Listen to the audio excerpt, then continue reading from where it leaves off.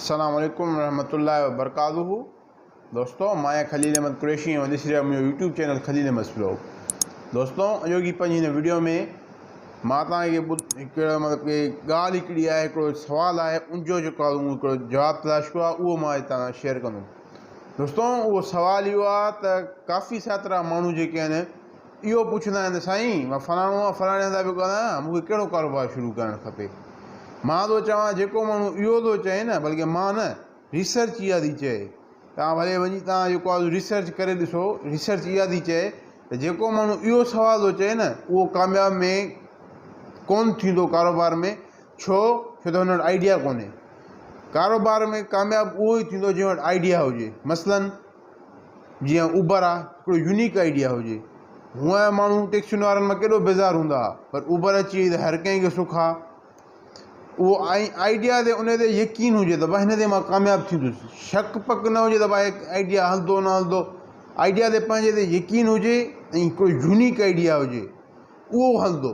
असां वटि छा थींदो आहे, मुआशिरे में माण्हू असांजा जेको आहे कॉपी पेस्ट करण में होशियारु आहिनि। उणी वी फ़र्क़ु करे, हल बाबा कॉपी कंदा वेंदा, कॉपी कंदा वेंदा। हिकिड़ो यूनिक जेका शइ हूंदी आहे, उहा माना जेका प्रोड्यूस थींदी आहे न, उहा जेको आहे हिकिड़ो कामयाबु वेंदी आहे। जीअं मिसाल जीअं फूड पेंडा आहे, फूड पेंडा कामयाबु वियो, पर फूड पेंडा खां पोइ मुख़्तलिफ़ जेके ॿिया एप्स जेको आहे ईंदा, एप्स ईंदा, ॿियूं जेके सर्विसिस ईंदियूं, उहे कामयाबु कोन वेंदियूं। छो त हू फूड पेंडा खे जेको आहे उहो कॉपी थियूं कनि। कॉपी असांखे न आहे करिणो। यूनिक जेका शइ हूंदी, यूनिक आइडिया हूंदो, उहो कामयाबु वेंदो। हाणे सुवालु इहो आहे त इहो कीअं ख़बर पए त भाई असांजो जेको आहे आइडिया यूनिक आहे। छा आहे, हर माण्हू में जेको आहे का न का एबिलिटी हूंदी आहे। उहो जेको आहे ख़बर पवंदी, जेको माण्हू आहे, जेको डूअर ऑफ एन एक्शन आहे, उन जी सोच ते, उन जी सोच कहिड़ी आहे, उन जी सम्झ ते, हुन जे शौक़ ते, हुन जो शौक़ु कहिड़ी फील्ड में आहे, उन हिसाब सां माण्हू खे इहो जेको आहे उहो आइडिया तलाश थींदो।